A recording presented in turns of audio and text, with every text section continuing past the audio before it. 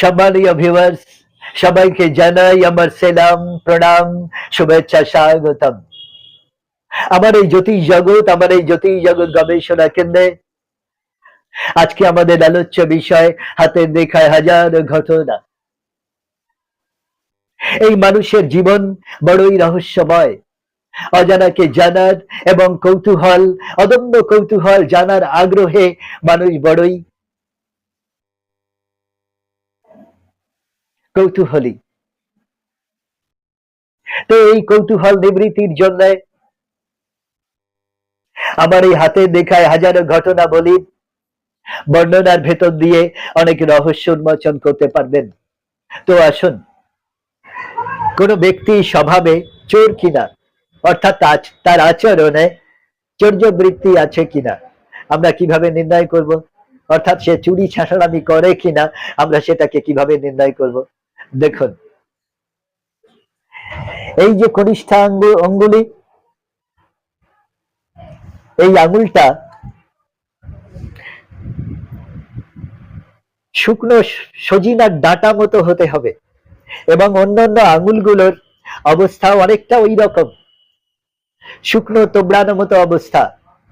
কোনো আঙুল বাঁকা, বিশেষ করে এই কনিষ্ঠা আঙুলের অবস্থান শুকনো বাঁকা মতো হতে হবে এবং তার পাশাপাশি হতে হবে এই কনিষ্ঠা আঙ্গুলের পর্বে এখানে বুধের স্থানে তিল চিহ্ন বা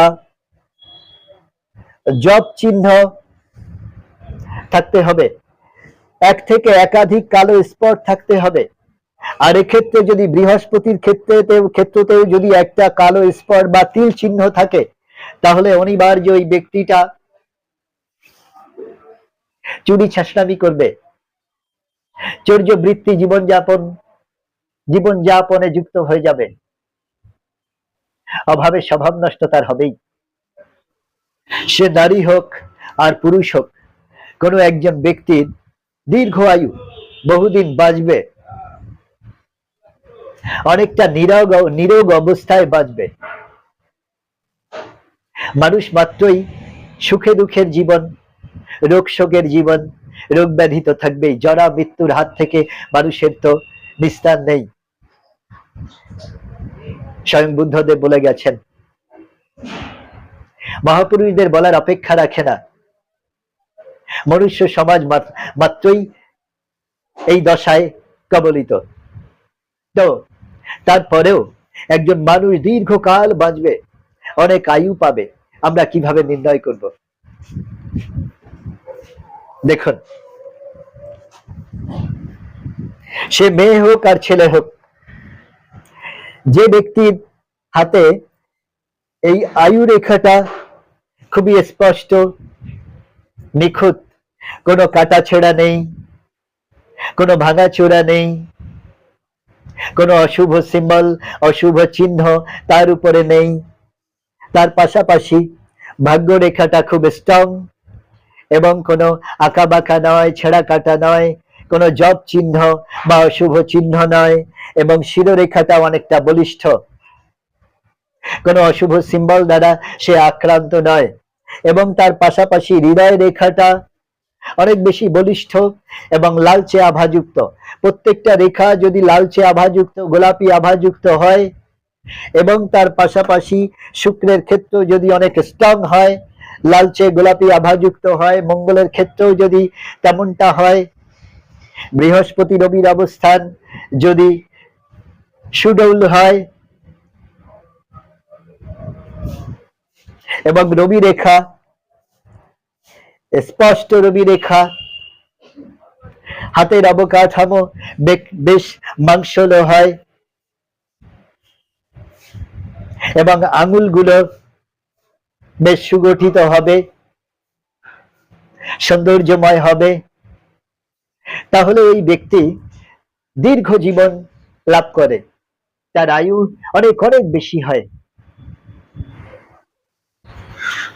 আমরা কিভাবে নির্ণয় করব কোনো একজন ব্যক্তি চরম দুর্ভাগা, অর্থাৎ অভাগা, যেদিকে যায় সাগর শুকায় যায়, তার জীবনে সহসা সুখের মুখ দেখা হয় না, যে ডাল ধরে সে ডাল হুড়মুড় করে ভেঙে যায়। অর্থাৎ সুখ সর্বত্রই তার কাছে অধরা থেকে যায়, যেন তার জীবনে শান্তির মা মারা গেছে। কাদের শান্তির মা মারা গেছে? সুখের ঘরে অসুখের আক্রমণ গ্রাস করেছে, আগ্রাসন গ্রাস করেছে। আমরা কিভাবে নির্ণয় করব? যাদের হাতে এই হাতের তোলো, অর্থাৎ হাতের ঠিক মধ্যখানটা, মধ্যস্থানটা খুবই গর্তযুক্ত, আঙুলগুলো খুব প্যাঁচালো, অসৌন্দর্য, খানিকটা হলেও আঁকা বাঁকা, শুকনো সজিনার ডাটা মতো, এবং রেখাগুলো থেবড়ানো মতো, কালো কালচে যুক্ত, এবং মঙ্গলের ক্ষেত্র, শুক্রের ক্ষেত্র, বৃহস্পতির ক্ষেত্র নিচস্থ, রবির ক্ষেত্র নিচস্থ, এবং হাতে কালো কালচে নীলাভ আভাযুক্ত সর্বত্র গ্রাস করে রেখেছে, বা ফ্যাকাশে সাদা, ফ্যাকাশে বা হলুদ আভাযুক্ত এই এই এই এই ভগ্ন দশা গ্রাস করে রেখেছে। সবচেয়ে বড় সিম্বল হলো হাতের মাঝখানটাতে প্রচন্ড গর্তযুক্ত, এবং হাতে মাংসল ভাব নেই, শুকনো।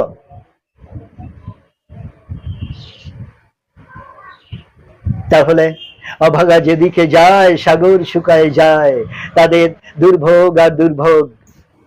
সম্মানীয় শ্রোতা দর্শক, আপনাদের কাছে আমার একটা ছোট্ট রিকোয়েস্ট, একটা ছোট্ট আবেদন। আমাদের এই জ্যোতিষ জগৎ গবেষণা কেন্দ্রের কার্যক্রম যদি আপনাদের ভেতরে একটু হলেও সাড়া জাগে, একটু হলেও ভালো লাগা কাজ করে, তাহলে আমার এই চ্যানেলকে লাইক, শেয়ার এবং সাবস্ক্রাইব করে আমার পাশে থাকুন। আমার একটু হলেও প্রেরণা দান করুন, আরো আরো কাজ উপহার দেওয়ার জন্য আমাকে একটু হলেও সাহায্য করুন, এইটুকু বিনতি প্রার্থনা।